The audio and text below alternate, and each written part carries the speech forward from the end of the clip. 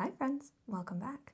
So today I wanted to show you some of the ornaments that I've painted for the Christmas/holiday season. I have some of the wooden disc ornaments, like these guys.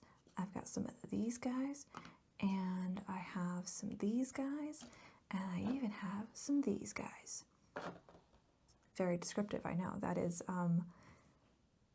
wooden disc ornaments, some wooden ornaments from Hobby Lobby, some wooden snowflake ornaments that my mom got off Amazon, and some glass ornaments also from Hobby Lobby.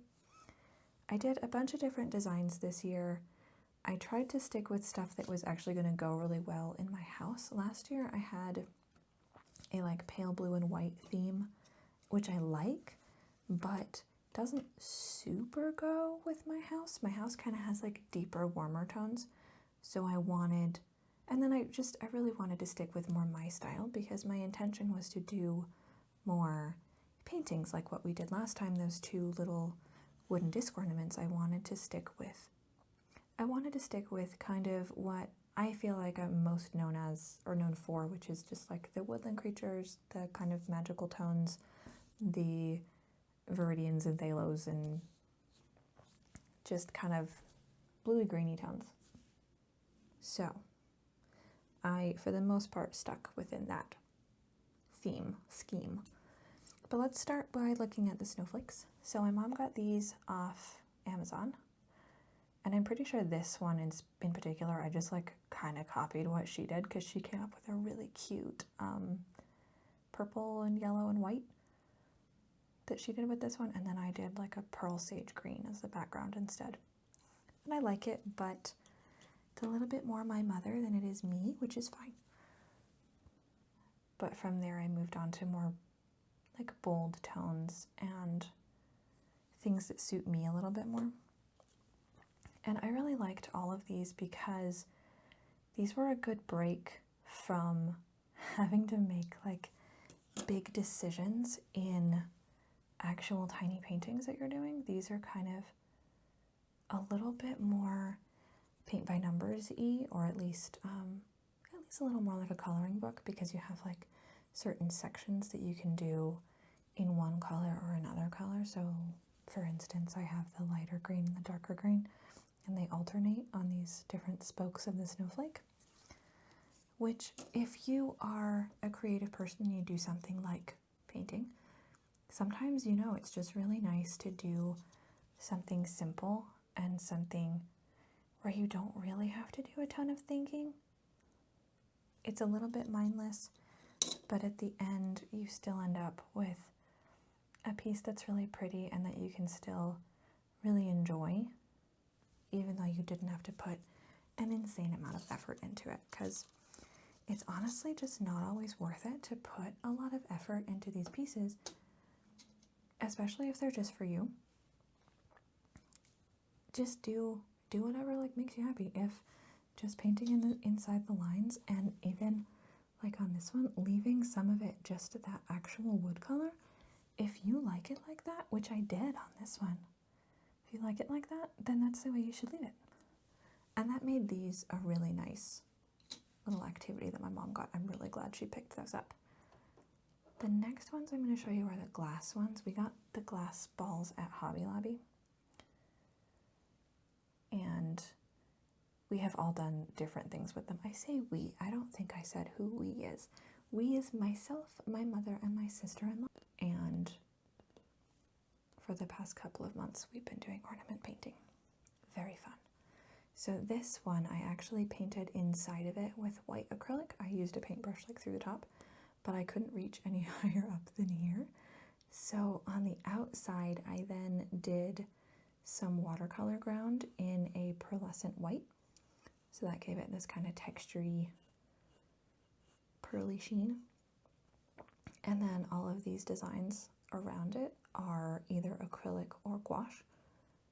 And I will seal this at the end of the season after it's off my tree. But that one was really fun. And then this guy has that same pearlescent watercolor ground. And then on one side I've got this super cute cardinal.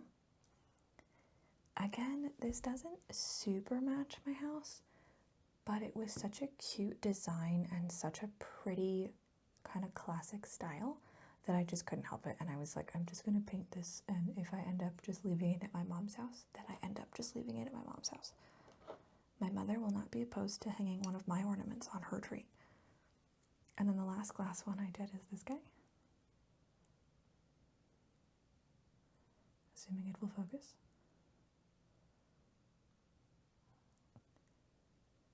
I mean, I had to do a fox, right? And then I did it. This is all painted on the outside.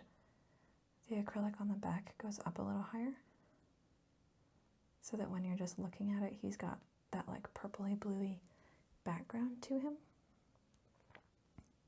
But he could sit low enough on the front of the ornament that he's still like literally on the front of the ornament.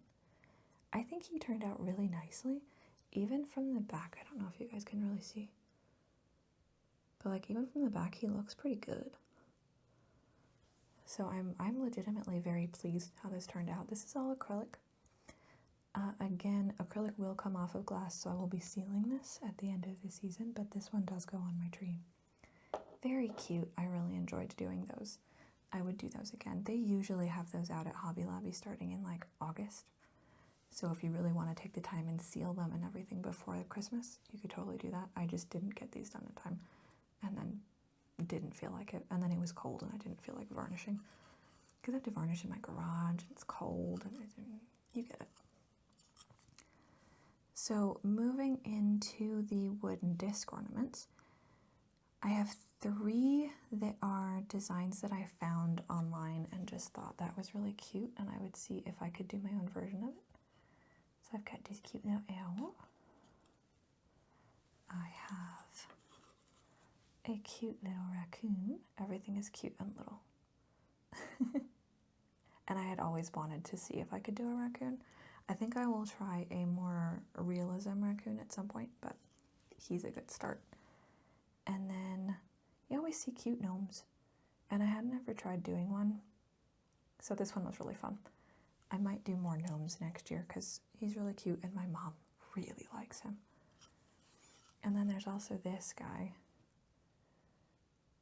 who, honestly, this was one of the ones that really inspired me to move on from doing just like the cutesy stuff on ornaments and really do like paintings, because I feel like this isn't very Christmas. It's very winter, which makes it something that you could very easily just hang up year round. I would probably just change the ribbon so it's not red, but I would probably do that anyway because the red kind of clashes. But I'm thinking I might just leave this one out and not necessarily have it on the tree because I like this one. I think it's cute. From there, I have this cute little fairy. This background color actually was one that it was like the end of the evening and we were almost done and I was like packing up to head home and my sister-in-law mixed up this background color and she mixed way too much of it, so she asked if either me or my mom wanted to use the color. So I put it on a couple things. I put it on this one, this little fairy, and then this little hedgehog here. And this was really the point where I realized that I needed to not use the paints that we had been using at Girls' Night. So, to explain, I have a set of Arteza gouache, which is traditional gouache, so it's watercolor. So if you get it wet, it'll come up. And I also have, look, they're even right here. I have Liquitex and I have Turner acrylic gouache, which function like gouache when you're painting, but after it's dry, it's set like acrylic. And that's my preference. I had switched off of Arteza because Arteza didn't have all of the colors I wanted, and I was having a hard time even mixing to the colors that I wanted. So I switched to Liquitex and then added Turner from there.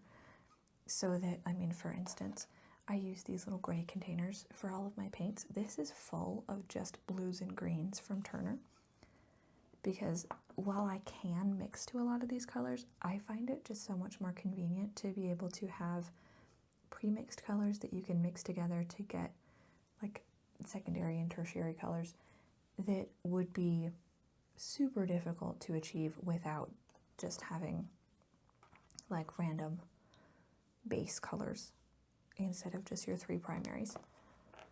So I really like my Turner and my Liquitex paints, and they're how I get my like classic colors that you'll see in a lot of my paintings. My teals and my blues and my vivid greens and my kind of like magical essence colors.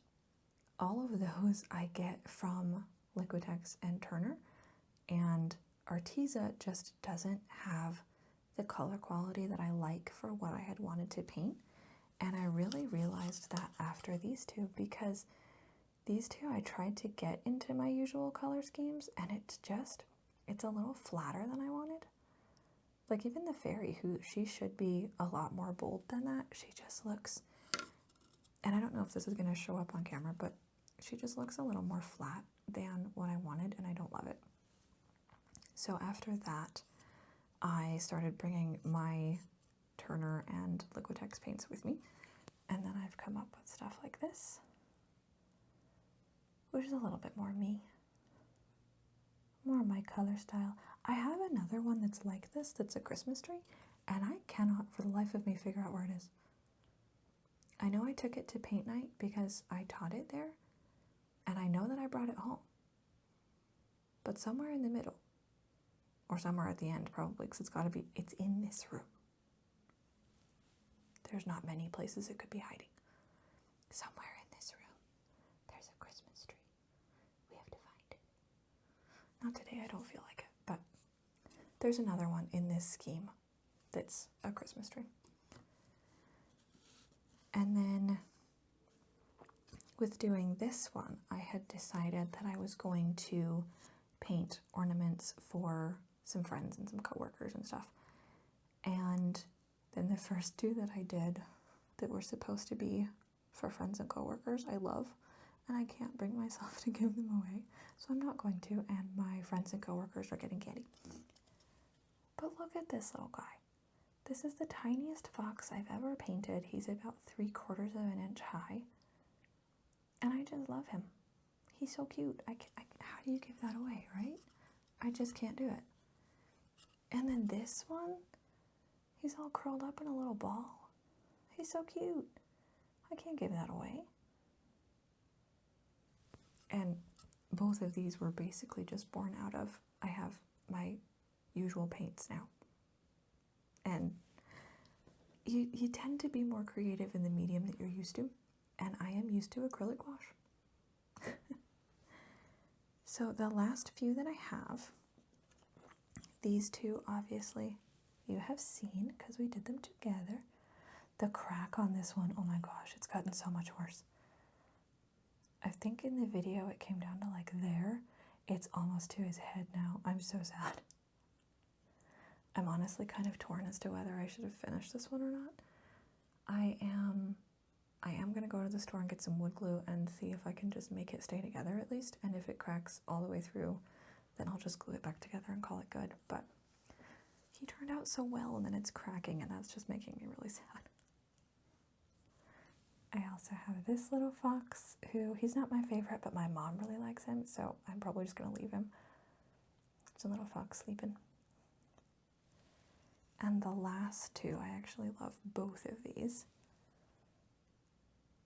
Oddly enough, I love this one for like the wood texture on the bottom over the squirrel. The squirrel's fine. He's cute. But I'm really pleased with that little stump he's sitting on. I think, yeah, the last two, and then this one I'm about to show you, I painted in one evening. And this last one, he's tops. He's pretty peak. He's the second hedgehog I've ever painted. The first was in the one that went with the fairy. This one's much cuter. Look at him. Just look at him. He's so stinking cute. I love him so much. I had to put him like front and center on my tree because he's so cute. I can't stop staring at him. This one was just from a photo reference that I found on Google. So was the squirrel, actually. a lot of my little woodland creatures, I just find photo references on Google and I use those for my sketches and then to figure out where the colors go. It works really well, and I think that's a really good way to get better as an artist in general, because it really teaches you to figure out perspective but in like a 2D form, because it's flat, because it's picture.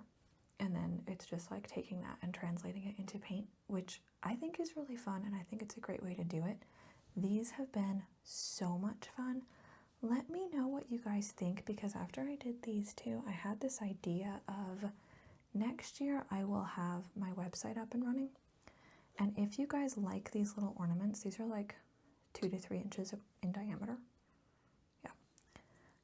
If you guys like those, that's totally a thing that I could paint up like a couple dozen different things and sell the originals on my website. It would be originals only. Obviously, wouldn't be able to do prints because it's on a piece of wood. But if you guys like them as much as I do, let me know and I can make that happen for next year. That would be really fun for me to work on as a project throughout the year. That's even something we could do some more videos of. And if you guys wanted to send me like ideas for what kind of animals to put on, I would be happy to oblige. I want to do more birds next year because, I mean, he turned out so cute. He's just really cute. I love him. I like the animals. I just think they're great fun. Anyway, thank you guys so much for watching to the end. I have had a great deal of fun painting ornaments this year, and it will definitely be a tradition for me. But if you guys like it, I will make it a tradition that goes on the website too.